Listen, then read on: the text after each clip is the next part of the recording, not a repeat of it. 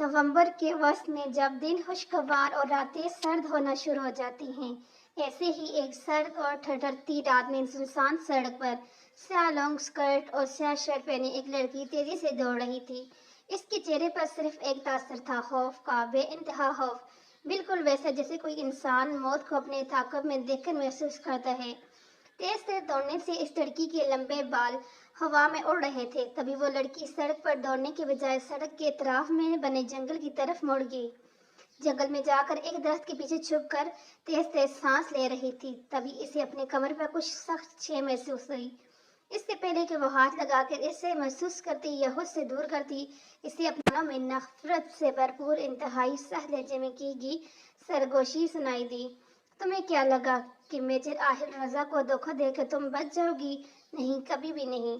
तुमने मुझे समझने में बहुत बड़ी भूल कर दी। मेजर आहिल रजा मुल्क के दुश्मनों को कभी माफ़ नहीं करता। नहीं आहिल, प्लीज़ मुझे माफ़ कर दो, प्लीज़ मुझे बख्श दो। मुझसे गलती हो गई है, बहुत बड़ी गलती हो गई। प्लीज़ मेरी जान बख्श दो, लड़की ने रोते हुए कहा। आंसू लगातार इसकी आंखों से बह रहे थे। तुम्हारा गुनाह माफ़ी के लायक नहीं है और ना ही मैं तुम्हें माफ़ करने का कोई हक रखता हूँ, क्योंकि मेजर आहिल रजा ने मुल्क के दुश्मन को कभी माफ़ कर सीखा ही नहीं और इन्हें एक ही जगह पहुँचाते हैं, जहन्नम में। प्लीज़ आहिल, रहम करो मुझ पर। मैं वादा करती हूँ किसी को कुछ नहीं बताऊंगी। मैं सब कुछ छोड़ दूंगी, सिर्फ तुम्हारे साथ रहूंगी, लड़की ने रोते हुए कहा। मुझसे रहम की भीख मांग कर एक बार फिर तुमने मुझे समझने में गलती कर रही है, क्योंकि मेजर आहिल रजा मुल्क के गद्दारों को मौत से कम सजा नहीं देता और तुम्हें तो माफ़ करने का सवाल ही पैदा नहीं होता। तुमने सिर्फ मुल्क से गद्दारी की है, बल्कि मेरे साथ बेवफाई की, मेरे साथ मोहब्बत और मजलूमियत का खेल खेला, शादी जैसे मुकद्दस रिश्ते का मजाक बनाया, मेरी नस्ल को दुनिया में आने से पहले ख़त्म करने की कोशिश की, दुश्मनों का साथ देती रही। तुम्हें माफ़ करने का सवाल ही नहीं पैदा होता। नहीं, तुम ऐसा नहीं कर सकती। प्लीज़ हमारे बच्चे के लिए मुझे बख्श दो, प्लीज़। वो बहुत छोटा है, सिर्फ 10 दिनों का है, इसे माँ की ज़रूरत है। लड़की ने एक बार फिर हाथ जोड़ते हुए मिन्नत की। वो एक फौजी का बेटा है, जिसे गद्दारों की ज़रूरत बिल्कुल भी नहीं है। ये कहते हुए मेजर आहिल ने पिस्टल की नाल लड़की के माथे पर टिका दी और इससे के खौफ से फैली आंखों में देखते हुए कहा, मेरे बेटे को मेरे खिलाफ इस्तेमाल करने की कोशिश करके तुमने बहुत बड़ी गलती की। आज अगर मैं ठीक वक्त पर न आता तो तुम इसे अपने साथियों के हवाले करने वाली थी। मेरी फैमिली को टारगेट करने की सजा मौत से कम नहीं हो सकती। ये कहते ही जंगल में एक बार दीगर के फायर हुए और वह लड़की बेजान होकर नीचे गिर गई। मेजर आहिल इस मरी हुई लड़की, जो न सिर्फ इसकी बीवी थी बल्कि 10 दिनों के बेटे की माँ भी थी, पर कोई भी गलत निगाह डाले बगैर सूखे पत्तों को ढूंढता हुआ जंगल से बाहर निकल गया और तेज तेज चलते हुए सड़क के एक तरफ खड़ी गाड़ी की तरफ बढ़ गया। पैसेंजर सीट पर बैठते हुए बगैर किसी की तरफ देखे सीट की वजह से टेक लगा के आंखें मूंदते हुए कहा, कैप्टन साथ गाड़ी घर की तरफ ले जाएं। मेजर के आर्डर मिलने की देर थी कि गाड़ी तेजी से सड़क पर दौड़ने लगी, जिसका रुख मेजर आहिल के घर की तरफ था। मेजर आहिल रजा, जिसकी उम्र 29 साल थी, पाक आर्मी का इंतहाई ज़हनी और मुखलिस ऑफिसर था। अपनी जहानत और वजाहत की वजह से अपने हल्के अहबाब और दुश्मनों में काफ़ी मकबूल भी था। मेजर आहिल एक इंतहाई अहम मिशन पर थे जब इसकी ज़िंदगी में हादसाती तौर पर रीना आई, जो कि मुखालिफिन की तरफ से एक खूबसूरत साजिश थी। रीना से शादी आहिल ने अपने बाबा के रिटायर्ड कर्नल थे हुसैनाबाद में रिहाइश पजीर थे को बताए बगैर की थी, जिसकी वजह से वह आहिल से नाराज भी थे। आज ही आहिल को रीना की सच्चाई पता चली तो इसने अपने सीनियर ऑफिसर से बात करके इनकी इजाज़त मिलते ही बगैर किसी रिश्ते या एहसास की परवाह किए इसे अंजाम तक पहुंचा दिया। एक छोटे से कमरे के दरमियान एक निस्वानी वजूद बेचैनी से डर रहा था, जिसके कान बाहर की तरफ लगे हुए थे। चलने से सुर्ख पोनी में बंधे लंबे स्याह बाल इधर उधर हिल रहे थे। थक कर एक गहरी सांस भरते हुए इस लड़की ने अपने लंबे बालों को अपने बाएं कंधे पर रखा और कमरे में रखी इकलौती चारपाई पर बैठ की। अपनी स्याह गजाली आंखें दरवाजे पर टिकाए दाएं हाथ के अंगूठे के बड़े हुए नाखून को अपने दांतों पर मारने लगी, जो कि इसका इंतहाई टेंशन और घबराहट में किए जाने वाला बेसाख्ता अमल था। तभी इसे बंद दरवाजे की बाहर आवाज़ सुनाई दी, हूर मैं जाने लगा हूँ, ठीक 1 घंटे बाद आऊँगा, तब तक तैयार रहना और खबरदार तूने कोई गड़बड़ करने की कोशिश की, माँ कसम इस वक्त तेरा गला घोंट दूंगा। आवाज़ सुनते ही लड़की की सांस रुक रुक कर आने लगी اور اپنے سفید اور خوبصورت ہاتھ سے آنسو صاف کرتے ہوئے نیم لہجے میں کہا، جی چاچا۔ قدم کی چاپوں کی دور جاتی آواز سن کر حور نے بند دروازے کے سوراخ سے باہر جھانکا اور اپنے چاچا کے گھر سے باہر نکلنے کا یقین کر کے رکی ہوئی سانسیں بحال کی اور توجہ سے بیگ میں کپڑے، تھوڑے سے زیور اور الماری میں موجود کچھ پیسے رکھنے لگی۔ اس لڑکی کا نام حوریہ عثمان ہے، جو کہ اس گھر میں اپنی ماں اور ستیلے چاچا، جو کہ اس کا ستیلا باپ بھی ہے، کے ساتھ رہتی ہے۔ جب تک اس کا باپ زندہ تھا، حوریہ اپنے آپ کو دنیا کی خوش قسمت ترین لڑکی سمجھتی تھی۔ لیکن ایک ایکسیڈنٹ میں اس کے باپ کی اچانک موت کے بعد حوریہ اور اس کی ماں پر مصیبتوں کا طوفان ٹوٹ پڑے۔ گھر پر قبضہ کرنے کی خاطر حوریہ کے ستیلے چاچا نے، جو کہ نشہ کرنے اور جوا کھیلنے کے عادی تھا، زبردستی اس کی ماں سے شادی کر دی اور انکار کرنے کی صورت میں حوریہ اور گھر سے لاتول کی ہتار کرنے کو کہا۔ مجبور ہو کر حوریہ کی ماں نے شادی تو کر لی، لیکن ایک بھی لمحہ سکون سے نہیں گزرا۔ 4 دن پہلے حوریہ کے چاچا نے حوریہ کو جوئے میں ہار دیا اور زبردستی اس کا نکاح اپنی عمر کے جواری سے کرنے لگا، جو کہ حوریہ کی ماں کی موت کی وجہ سے وقتی طور پر رک گیا۔ لیکن کل رات اس چاچا نے اس کے دوبارہ اس کے نکاح کی جان لیوا خبر سنائی۔ حوریہ نے نکاح سے بچنے کے لیے گھر سے بھاگ جانے کا فیصلہ کیا اور اب وہ اپنے چاچا کے گھر سے نکلنے کا ہی بے صبری سے انتظار کر رہی تھی۔ بیگ اٹھا کر اور بڑی سی سیاہ چادر سے منہ ڈھانپ کر گھر سے باہر نکلی۔ جیسے ہی حوریہ سڑک پائی اور سڑک کی کنار پر کھڑے رشکے کی طرف بڑھنے لگی، سامنے سے اپنے چاچا کو آتے دیکھ کر پریشان ہوگی، جو کہ نہ صرف اسے گھر سے بھاگتے ہوئے دیکھ چکا تھا بلکہ تیزی سے اس کی طرف بڑھ بھی رہا تھا۔ سر، کیا آپ کو نہیں لگتا آپ کو خود کرنل صاحب سے بات کرنی چاہیے اور بچوں کو انہیں دے دینا چاہیے؟ کیپٹن سعد نے میجر راحل سے پوچھا، جو کہ اس مشن میں ان کے ساتھ تھے اور مشن کے مکمل ہونے پر الگ ہو رہے تھے۔ دونوں کو اپنے اپنے نئے مشن کے آرڈر مل چکے تھے۔ میجر راحل کو آج ہی روانہ ہونا تھا، لیکن وہ 11 دن کے چھوٹے بچے کو ساتھ نہیں لے کر جا سکتے تھے۔ اسی لیے انہوں نے اپنے لخت جگر کو اپنے باپ کے حوالے کرنے کا فیصلہ کیا اور اب کیپٹن سعد، جنہوں نے آج شام اسلام آباد ہیڈ کوارٹر میں رپورٹنگ کرنی تھی، بچے کو لے کر اسلام آباد کرنل صاحب کے پاس جا رہے تھے۔ نہیں کیپٹن صاحب، میں نہیں جا سکتا، مجھے آج ہر حال میں مشن کے لیے روانہ ہونا ہے، اور ایسے بھی اگر گیا تو بابا مجھے اور بچے دونوں کو گھر نہیں آنے دیں گے۔ وہ بہت ناراض ہیں مجھ سے، اور اگر مان بھی گئے تو میری شادی کرائے بغیر وہ مجھے واپس نہیں آنے دیں گے۔ میجر راحل نے نرم لہجے میں جواب دیا، سر یہ تو اچھی بات ہے کہ وہ آپ کی شادی کروا دیں گے، آپ کا بیٹا بہت چھوٹے ہے، اس کو ماں کی ضرورت ہے۔ کیپٹن سعد نے مخلصانہ مشورہ دیا۔ نہیں کیپٹن، اب یہ ممکن نہیں ہے میرے لیے، اس کی سکی ماں کے دھوکے نے میرے عورت ذات سے اعتبار ختم کر دیا ہے۔ میں آج بھی یہ سوچ کر کام جاتا ہوں، اگر میں ٹھیک وقت پر نہ آتا تو کیا ہو جاتا۔ وہ عورت مجھے اس مشن سے دور رکھنے کی خاطر میرے بچہ اپنے ساتھیوں کے حوالے کرنے والی تھی۔ یہ تو خدا کا شکر ہے کہ مجھے ٹھیک وقت پر سچائی پتہ چل گئی۔ اگر اس کی سکی ماں اس کے ساتھ اتنا برا کر سکتی ہے تو دوسری عورت سے تو بھلائی کی امید ہی رکھنا ہی فضول ہے، اور ویسے بھی کسی عورت کا دل اتنا بڑا نہیں ہوتا کہ وہ دوسرے بچے کو پیار کرے، اس کے خیال رکھے، اس کی خاطر دنیا سے لڑے۔ میں اب چاہ کر بھی کسی عورت پر اعتبار نہیں کر سکتا۔ سر، آپ اتنے نا امید نہ ہو، دنیا میں اچھے لوگوں کی کمی نہیں ہے، ہو سکتا ہے آپ کی بار ایسا کچھ نہ ہو۔ نہیں کیپٹن، یہ سب کتابی باتیں ہیں، حقیقت میں ایسا کچھ نہیں ہوتا۔ سر، اگر کرنل صاحب نے بچے کو رکھنے سے منع کر دیا تو؟ کیپٹن صاحب نے ہچکاتے ہوئے پوچھا۔ نو کیپٹن، وہ ایسا بالکل نہیں کریں گے، یہ ان کا خون ہے، ان کے بیٹے کی اولاد، ان کی ناراضگی مجھ سے ہے، اس بچے سے نہیں۔ آپ بے فکر ہو کر جائیں اور ادھر رینا کا ذکر کرنے کی ضرورت نہیں، اور یہ لیٹر بھی دے دیجیے گا۔ میجر کے ہاتھ سے لیٹر لے کر کیپٹن صاحب نے اپنی جیکٹ کی جیب میں رکھا اور بچے کو لینے کے لیے ہاتھ بڑھایا۔ میجر آخر رضا نے بچے کو ماتھے پر بوس دیا اور کچھ سیکنڈ کے لیے اسے سینے سے لگایا اور کیپٹن کی طرف بڑھا دیا۔ حوریہ نے جیسے ہی اپنے چاچا کو اپنی طرف لڑتے دیکھا، جلدی سے رشکے میں بیٹھ گئی اور اسے یہاں سے دور جانے کو کہا۔ بھیا تھوڑا تیز چلاؤ نا۔ حوریہ بار بار سر رشکے سے باہر نکال کر پیچھے موٹر سائیکل پر سوار اپنے چاچا کو دیکھتی اور پھر رشکے والے کو تیز چلانے کا بولتی۔ ٹریفک زیادہ ہونے کی وجہ سے اس کا چاچا ابھی تک اس سے دور تھا، لیکن وہ اسے دیکھ سکتا تھا۔ بی بی جی، آپ نے کدھر جانا ہے؟ رشکے والے نے سوال کیا۔ حوریہ نے اپنی چادر ٹھیک کرتے ہوئے ہاتھ ساکت ہو گئے، کیونکہ یہ تو اسے پتہ ہی نہیں تھا کہ اس نے کدھر جانا ہے۔ پہلے اس کا ارادہ بس اسٹینڈ کی طرف جانے کا تھا، لیکن اب وہ وہاں جانے کی غلطی نہیں کر سکتی تھی۔ اس نے رشکے والے کو آس پاس بنے رہائشی ایریا کی طرف جانے کا کہا اور ایک گلی میں جا کر رشکے والے کو کرایہ دے کر اتر گئی۔ وہ اب مختلف گلیوں میں تیز چل رہی تھی، تبھی اس سے اگلی گلی سے موٹر سائیکل کی آواز آئی اور وہ ڈر کے ساتھ والے گھر میں داخل ہوگی، جس کا بڑا سا گیٹ تھوڑا سا کھلا تھا۔ گیٹ کے باہر لگی نیم پلیٹ پر بڑے بڑے حروف میں کرنل احمد رضا لکھا ہوا تھا۔ موٹر سائیکل گزرنے کے بعد بھی وہ کچھ وقت تک کھڑی رہی۔ حوریہ نے باہر جانے کے لیے قدم بڑھائے تھے کہ کھلے دروازے پر فوجی یونیفارم پہنے ایک نوجوان کھڑا نظر آیا، جس نے کمبل میں لپٹا ایک بچہ اٹھا رکھا تھا۔ حوریہ کو دیکھتے ہی اس نوجوان نے کہا، السلام علیکم، میرا نام کیپٹن سعد ہے، کیا کرنل صاحب گھر پہ ہیں؟ کیپٹن کے سوال پر بے اختیار حوریہ کا سر انکار میں ہلا۔ گھبراہٹ کے مارے اس سے کچھ بولا بھی نہیں جا رہا تھا۔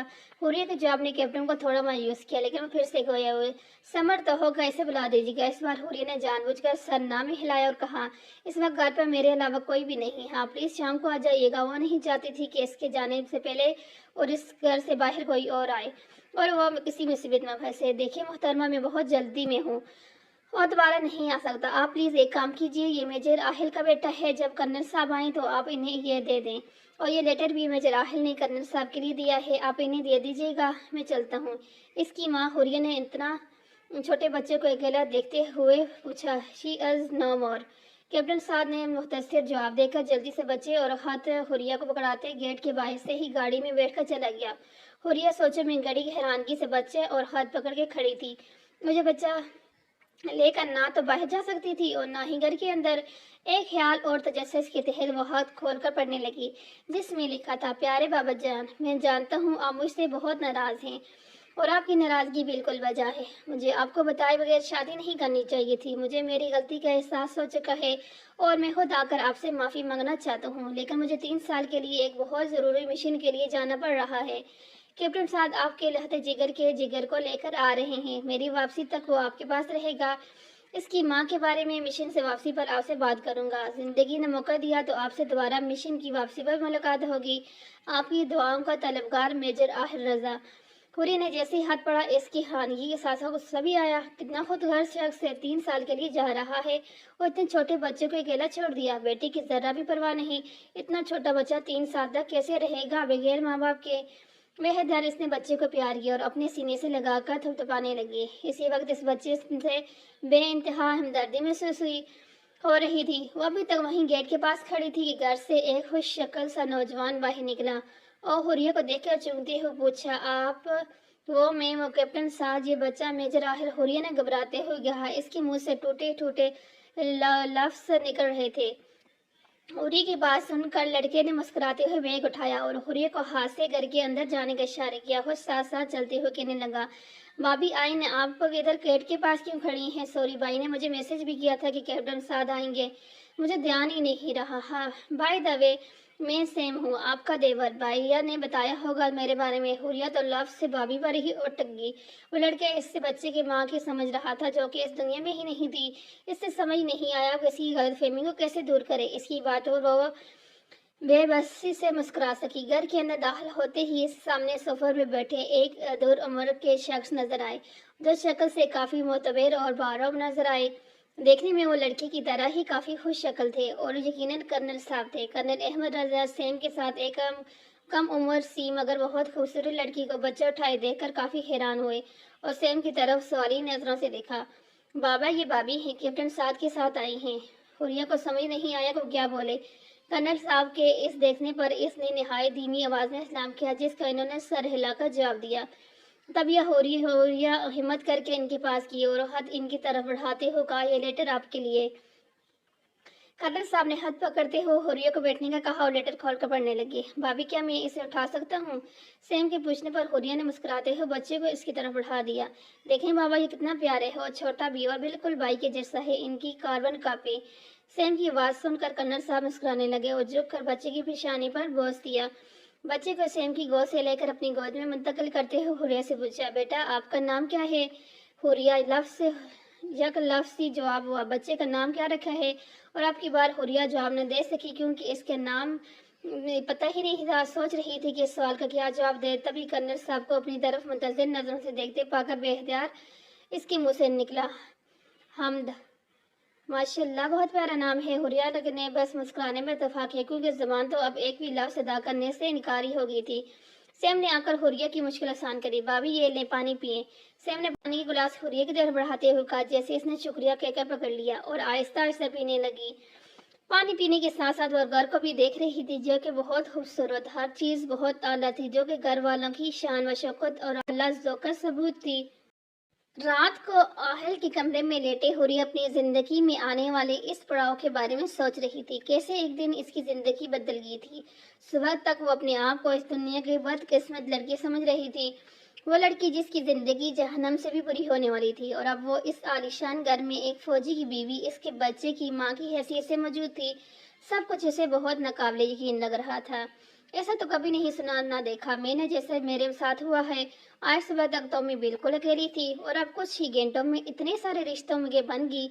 अगर इन्हें सच पता लग गया तो इन्होंने तो मेरी जान निकाल लेनी है, कहीं मुझे जासूस समझकर फांसी ही ना दे दें। यह अल्लाह, ये क्या किया। पहले थोड़ी मुश्किलात थी जिंदगी में, जो अब ये नई मुसीबत गले पड़ गई। मैं सुबह ही इन्हें सारी सच्चाई बता दूंगी और यहाँ से चली जाऊंगी। लेकिन मैं किधर जाऊंगी। बाहर चाचा मुझे ढूंढ रहा होगा। अगर उन्होंने मुझे पकड़ लिया तो फिर तो मुझे कोई भी नहीं बचा सकता। हो सकता है मुझे किसी कोठे पर भेज दें। नहीं, मैं यहाँ से नहीं जा सकती। यहाँ कम से कम मेरी इज्जत तो महफूज है ना। और वैसे भी इन्हें कौन बताएगा मेरी सच्चाई, सिवाय मेरे या इनके बेटे के। और वो तो 3 साल के पहले आएंगे नहीं, तब तक तो मैं यहाँ रह सकती हूँ। हाँ, ये ठीक है। अभी मेरे लिए सबसे महफूज जगह यही है। एक फौजी की बीवी पर कौन बुरी नजर डालेगा। बात की बाद में देखी जाएगी। इसके आने से पहले ही मैं इधर से चली जाऊंगी। बच्चे के रोने की आवाज ने हुर्रिया को मुख्तलिफ सोचों से निकाला। दूध पिलाने के बाद हुर्रिया फीडर धोने के लिए उठी तो सामने दीवार पर लगी मेजर आहिल की तस्वीर देखकर रुक गई। तस्वीर मेजर आहिल फौजी यूनिफॉर्म पहने सर फखर से उठाए बहुत शानदार लग रहा था, बिल्कुल किसी खूबसूरत शहजादे की तरह जिसकी आंखों में दुनिया को फतह करने का अज़्म हो। ऐसे ही एक तस्वीर बेड की साइड पर दराज पर भी रखी थी, जिसमें वो ब्लैक सूट में एक हाथ पैंट की जेब में डाले और दूसरे हाथ में गिलास पकड़े होते हुए, जिसमें आधे से भी थोड़ा जूस था, खड़ा था। हुर्रिया इसकी दीवार पर लगी तस्वीर के सामने खड़ी होकर कहने लगी, तुम्हें तो पता भी नहीं कि यहाँ तुम्हारे घर में एक लड़की तुम्हारे नाम पर रह रही है।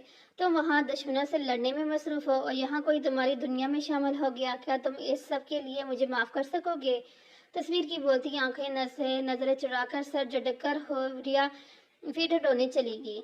अगली सुबह हुर्रिया की आंख काफी देर से खुली। सारी रात वक्फे वक्फे से उठकर बच्चे को दूध पिलाना और बार बार जागने की वजह से इसका सर काफी भारी हो रहा था। इससे सर में शदीद दर्द हो रहा था। बच्चे को कमर से अच्छी तरह दाम कर और अतराफ में कशन रख कर फ्रेश होकर वह बाहर निकल आई। इस वक्त इसे चाय की शदीद तलब हो रही थी। इसका कमरा ऊपर दूसरी मंजिल पर था और किचन नीचे। किचन में आकर चाय बनाई और बाहर हाल में बैठकर पीने लगी। तभी हाथ में अखबार लिए कर्नल साहब आए। इन्हें देखकर हुर्रिया ने चाय का कप मेज पर रखा और इन्हें सलाम किया, जिसका जवाब उन्होंने खुशदिली से दिया। हुर्रिया को कल की निस्बत आज इनका लहजा थोड़ा बेहतर लगा। तभी इसने हिम्मत करके कहा, आप चाय पियेंगे। नहीं बेटा, मैं पी चुका हूँ। हुर्रिया को समझ नहीं आया कि अब क्या कहे। इसे इनके रवैये से इस बात का अंदाजा हो गया था वो अपने बेटे से बहुत नाराज हैं। पसंद की शादी की वजह से अगर बेटे से नाराज हैं तो बहू से भी होंगी, और हुर्रिया इनकी नाराजगी अफोर्ड नहीं कर सकती थी। तब तक तो बिल्कुल भी नहीं, जब तक ये इसने इधर रहना है। इस घर के लोगों से ताल्लुक बेहतर करने का फैसला इसने रात को ही कर लिया था, क्योंकि वो अब इनके रहमो व करम पे थी। आपने नाश्ता किया। बात बढ़ाने की खातिर हुर्रिया ने पूछा। मैं रोज नाश्ता 8 बजे ही कर लेता हूँ। इनके जवाब पर हुर्रिया को अचानक शर्मिंदगी ना घेरा। वो कहने लगी, मैं भी रोज जल्दी उठ जाती हूँ, लेकिन रात को हम बार बार उठ रहा था, नींद ही नहीं पूरी हुई। लेकिन मैं कोशिश करूंगी कल से नाश्ता मैं आपके साथ दे सकूं। हुर्रिया की बात सुनकर कर्नल साहब मुस्कुराए और बार का पेच उल्टे हुए कहने लगे, कोई बात नहीं बेटे, छोटे बच्चे ऐसे ही करते हैं। आप अपनी नींद का मुकम्मल करके ही उठा करें। कर्नल साहब ने नरमी से कहा। लेकिन इनकी बात सुनकर हुर्रिया मुस्कुरा भी न सकी, क्योंकि इसकी नज़र अखबार के सफ़े पर लिखी एक खबर पर थी। वो खबर पढ़कर हुर्रिया साख्त होगी। इतनी जल्दी इसे सब की उम्मीद नहीं थी। वो कर्नल साहब से अखबार लेकर पूरी खबर पढ़ने में चाहती थी, लेकिन इनसे मानने की हिम्मत नहीं हो रही थी। बलाखिर इसकी मुश्किल कुदरत ने आसान कर दी। कर्नल साहब फोन बजने लगा और वो अखबार मेज पर रखकर गाल सुनने के लिए उठ के। इनके जाने के बाद हुर्रिया ने अखबार उठाया और खबर बार बार पढ़ी। इसे यकीन नहीं हो रहा था कि इसमें यूं भी मेहरबान हो सकती है। इसकी मुश्किलों का खात्मा यूं इतनी जल्दी हो सकता है। लेकिन इस सोच से सच था। इस खबर के मुताबिक रात जुए के अड्डे पर जवारियों की लड़ाई में 2 लोग मारे गए, जिनमें से एक इसका चाचा था। मरने वाली की तस्वीर भी साथ ही। हुर्रिया बार बार खबर पढ़कर अपने आज़ाद होने का यकीन कर रही थी। अब मैं आज़ाद हूँ, अब मैं खुल कर सांस ले सकती हूँ, अब मुझे इधर रहने की ज़रूरत नहीं। मैं अभी इन्हें सारी सच्चाई बता देती हूँ और यहाँ से चली जाती हूँ। हाँ, इससे पहले कि वो मेजर आकर मुझे जासूस या दहशतगर्द समझकर फांसी पर लटका दे, मुझे यहाँ से चले जाना चाहिए। हुर्रिया अपनी मुस्तकबिल की सोचों में गरी हुई थी, तभी कर्नल साहब आए और हुर्रिया से कहने लगे, बेटा आप जाकर तैयार हो जाएं और बच्चे को भी तैयार कर दें। मेरी बहन और इनकी फैमिली आ रही हैं आपसे मिलने। शाबाश, जल्दी करें, वो रास्ते में हैं। बाबा, मुझे आपसे ज़रूरी बात करनी है, आप प्लीज़ मेरी बात सुन लें। हुर्रिया ने सच बताने की कोशिश की, लेकिन तभी हमद की जोर जोर से रोने की आवाज़ आने लगी। हुर्रिया की बात दरमियान में ही रहेगी। बेटा आप जाएं, पहले हमारे पोते को तैयार करें और खुद भी तैयार हो जाएं। मेहमान बस आने ही वाले होंगे, बाकी बातें बाद में करते हैं। कर्नल साहब की बात सुनकर हुर्रिया सर हिलाती बाहर की तरफ बढ़ गई, जहाँ छोटा सा हमद रो रो कर ये एहसास दिला रहा था कि इसे अपनी माँ की ज़रूरत है, इसे हुर्रिया की ज़रूरत है। बच्चे को देखकर हुर्रिया को अपना दिल पिघलता हुआ महसूस किया। बच्चा था भी बहुत प्यारा, गोरा गोरा और नरम और मुलायम, लेकिन कदर कमज़ोर। एक दिन में ही हुर्रिया को इससे बहुत लगाव हो गया और लगाव से भी ज्यादा हमदर्दी। इसे यह बात बहुत चुभ रही थी कि इसका बाप इससे कैसे किसी और के भरोसे इतने छोटे बच्चे को छोड़कर जा सकता है। और अगर गेट पर हुर्रिया की बजाय कोई और होता थी तो आज ये बच्चे के दर्द होता। ये सब सोचकर बच्चे के लिए इसकी हमदर्दी मजीद बढ़ रही थी और वो इसे बिल्कुल अपने जैसे लग रहा था, इस पूरी दुनिया में तन्हा, एकदम अकेला। आज वो बेटा मैं आपको तैयार कर दूं, फिर तो मैंने चले जाना है, पता नहीं फिर आपको कौन संभालेगा। खैर आप फिक्र ना करना, मैं हमेशा आपके लिए दुआ करूंगी, ढेर सारी दुआएं, फिर आपके साथ सबसे अच्छा होगा। मैं आपको कभी नहीं भूलूंगी। पर क्या आप भी मुझे याद करोगे? अपने सवाल वो हुर्रिया खुद ही हंस दी। मैं भी कितनी पागल हूं ना, आप मुझे कैसे याद करोगी? आप तो इतने छोटे से हो और शायद अभी तक आपको मुझे से ठीक से देख भी नहीं सकते हो। लेकिन कोई बात नहीं, मैं तो देख सकती हूँ ना आपको, तो मैं याद करती रहूंगी। हुर्रिया वादे करने के साथ साथ बच्चे को तैयार भी कर रही थी और वो बच्चा आंखें खोलकर हुर्रिया को देख रहा था। अरे आप तो तैयार होकर इतने प्यारे लग रहे हैं, चलो आपकी पिक बनाते हैं और हम दोनों अपनी सेल्फी भी लेंगे। हमारी आखिरी सेल्फी नहीं, ये कुछ ठीक नहीं साउंड कर रहा है। हमारी अलविदाई सेल्फी, अब ठीक है ना? रिया ने अपनी और बच्चे की ढेर सारी तस्वीरें बनाई, बार बार बच्चे को प्यार भी कर रही थी और पिक्स भी बना रही थी। इसने जिंदगी में पहली बार इतने छोटे से बच्चे के साथ इतना वक्त गुजारा था। इसके खुद के तो कोई बहन भाई नहीं थे और ना ही रिश्तेदारों की तरफ ज्यादा आना जाना था, तो ऐसे में कभी इतने छोटे बच्चे को गोद में लेने का इत्तेफाक हुआ ही नहीं। और इस बच्चे की हर हरकत इसके दिल बहुत करीब से महसूस हो रही थी। यह एहसास इसके लिए बिल्कुल नया था और बहुत भला भी। लेकिन अब जुदाई का वक्त भी अब बहुत जल्द आ गया था। हुर्रिया को हमेशा से लगता था कि इसकी किस्मत में खुशियों के लम्हात बहुत कम मदद के लिए आते हैं। क्या सच में ऐसा था? यह तो वक्त ही नहीं बताना था। हुर्रिया ने अहमद को फीडर पिलाकर तैयार कर दिया और अब वो खुद तैयार होकर बैठी थी और अपने आने वाले मेहमानों के बारे में सोच रही थी। नहीं, ये सब नहीं होना चाहिए, मुझे यहाँ से चले जाना चाहिए। मैं इन लोगों के मेहमानों से मिसल आहिल बनकर नहीं मिल सकती। अगर ऐसा हुआ तो मेरा इधर से जाना मुश्किल हो जाएगा। इससे पहले कि देर हो जाए मुझे यहाँ से चले जाना चाहिए। लेकिन कैसे जाऊँ? हुर्रिया अपने फैसले पर अमल दरामद करने के बारे में सोच ही रही थी कि दस्तक देकर सैम अंदर आया। भाभी, अगर आप तैयार हो गई हैं तो नीचे आ जाएं, गेस्ट भी आ गए हैं, सैम ने दोस्ताना लहजे में कहा। अगर एक वही तो था जिसने हुर्रिया को न सिर्फ भाभी समझकर बल्कि इसे दिल व जान से कबूल भी किया था। सैम, क्या मेरे मेहमानों से मिलना ज़रूरी है? मेरा मतलब है ऐसा नहीं हो सकता कि मुझे मेहमानों से मिलना ना पड़े। मुझे ये सब बहुत अजीब लग रहा है। माई डियर भाभी, I can understanding you feeling, but ये सब आपके लिए भले के लिए है। जिन हालात में आपकी शादी हुई वो सब के लिए काबिल कबूल नहीं थी। बाबा भैया से इस वजह से नाराज भी थे, लेकिन अब आप हमारे साथ रहेंगी तो आपको सबसे मुतारफ तो करवाना होगा ना। सबको बताना होगा कि आपने सिर्फ भैया की पसंद है बल्कि हमारी भी पसंद है और हमारे भैया का फैसला हमें दिल व जान से कबूल है। वो तो सब ठीक है, लेकिन फिर भी ये सब बहुत जल्दी है। पता नहीं लोग क्या सोचेंगे मेरे बारे में। तुम लोगों को अपने भैया के आने का तक का इंतजार करना चाहिए। भाभी, भैया तो 3 साल बाद आएंगे, इतने इंतजार कैसे करें? और आपको बिल्कुल भी घबराने की जरूरत नहीं, सब अपने ही हैं। आप बस हम सारी परेशानियां भूल कर अपना और मेरे क्यूट से भतीजे का ख्याल रखा करें। सैम की तसल्ली देने पर हुर्रिया मुस्कुरा भी ना सकी और बच्चे को उठाकर बाहर आ गई, जहाँ पप्पो की फैमिली और दूसरे मेहमान कर्नल साहब की बहू से मिलने के लिए बरजमा थे। घर में रिश्तेदारों के साथ कुछ आसपास के लोगों से भी कुछ मेहमान औरतें आई हुई थी। इतने में सारे गठे मेहमानों को एक साथ देखकर हुर्रिया बहुत घबरा गई। ये सब इसके लिए बिल्कुल नया और अजीब था। इसमें सैम ने इसका हाथ ساتھ دیا، اس کا ہاتھ پکڑ کر ایک ایک رشتہ دار سے ملوایا۔ آہستہ آہستہ حوریہ کی گھبراہٹ ختم ہوگی اور سب سے مل رہی تھی، باتیں کر رہی تھی، خاص کر کے آہل کی کزن سے بہت بےتاب تھی، جو حوریہ سے آہل اور اس کی لو سٹوری سننے کے لیے، اور حوریہ کو سمجھ نہیں آ رہی تھی کوئی نے کیسے وہ کہانی بتائی جس کا کوئی وجود ہی نہیں۔ ہاں، وہ لو سٹوری کی بجائے عجیب سٹوری سنا سکتی تھی، لیکن اس پر کسی نے یقین ہی نہیں کرنا تھا۔ پلیز بھابھی، اب بتائیں بھی نا کہ آپ اور آہل بھائی کیسے ملے، کس نے پہلے پرپوز کیا؟ آہل کے ایک کزن نے بڑے اشتہار سے پوچھا۔ تبھی ساتھ والے گھر سے مسز ملک، جو کب سے ان کی باتیں سن رہی تھی، اپنی عادت کے مطابق بول اٹھی۔ شاباش، بڑی اچھی باتیں پوچھتی جا رہی ہیں، شرم تو ہے ہی نہیں آج کل کی بچیوں میں۔ ارے میں کہتی ہوں، کون سا اچھا کارنامہ کیا ہے انہوں نے جو تم لوگ بھی سبق لینے کے لیے کلاس لگائے بیٹھے ہو؟ بھول گئے ہو کہ کیسے کرنل انکل ناراض ہو گئے تھے اپنے بیٹے سے؟ پورے سال شکل تک نہیں دیکھی، بچہ بھی ہو گیا تب جا کر اسے معاف کیا۔ آہل کو تو اب تک گھر آنے کی اجازت نہیں، بیچارہ اکیلا در بدر بھٹک رہا ہے، اللہ جانے آگے کیا کیا دن دیکھنے کو ہوں گے۔ مسز ملک کی باتیں سن کر سب حیران رہ گئے۔ کنر صاحب اور سیم شرمندہ نظروں سے مسز ملک کو دیکھنے لگے۔ حوریہ بے قصور ہوتے ہوئے بھی اپنے آپ کو قصوروار سمجھ رہی تھی۔ کنر صاحب اور سیم کے چہرے دیکھ کر اسے مسز ملک پر شدید غصہ آیا اور اس نے مسز ملک سے کہا، بالکل ٹھیک کہا آپ نے کہ ہم نے کوئی خاص اچھا کام نہیں کیا، جس کے ہمیں بہت افسوس بھی ہے، لیکن ہماری غلطی کا احساس بابا کے غصے کی وجہ سے ہوا ہے۔ ہمارے بابا ہم سے ناراض نہیں تھے، وہ بس تھوڑا غصے میں تھے، بالکل ویسے ہی جیسے دنیا کے ہر ماں باپ اپنی اولاد کی غلطیوں پر غصہ ہوتے ہیں، اور جب اولاد کو غلطی کا احساس ہوتا ہے تو وہ انہیں سینے سے لگا لیتے ہیں۔ ٹھیک ہمارے بابا نے بھی ایسے ہی کیا، انہوں نے پورا حق ہے کہ وہ مستقبل میں بھی ہماری غلطیوں پر ہم سے نہ صرف ناراض ہو سکتے ہیں بلکہ ہمیں سزا بھی دے سکتے ہیں۔ اور رہی بات آہل کی، تو وہ بابا کی ناراضگی کی وجہ سے گھر سے دور نہیں، بلکہ وہ اس لیے دور ہیں تاکہ ہم یہاں اپنے گھروں میں رہ سکیں، اپنے بچوں سے دور وہاں ملک کی دشمنوں سے لڑنے میں مصروف ہیں، صرف اس لیے تاکہ ہم یہاں اپنے بچوں کے پاس رہ سکیں۔ یقین مانے آہل ادھر اکیلے نہیں ہیں، بابا کی اور ہم سب کی دعائیں اس کے ساتھ ہیں، انشاءاللہ وہ بہت جلد کامیاب ہو کر آئیں گے اپنے گھر، اپنی فیملی کے پاس، اپنے بابا کے پاس۔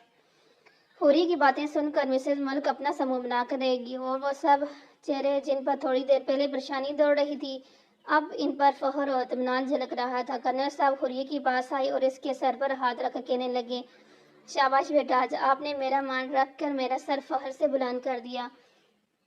مجھے فخر ہے میرے بیٹے کی اعلیٰ پسند پر۔ کنر صاحب نے نہایت خوشی سے کہتے ہوئے گھر کی چابیاں حوریہ کے ہاتھ میں دیتے ہوئے کہا، بیٹا یہ لو گھر کی چابیاں اور سنبھالو اپنے گھر کو، آج سے اس گھر کا نظام آپ کے ہاتھوں میں ہوگا، آج سے آپ اس گھر کی سیاہ و سفید کی مالک ہیں، اور مجھے یقین ہے آپ اس گھر کی باغ دوڑ بہت اچھے سے سنبھالیں گی۔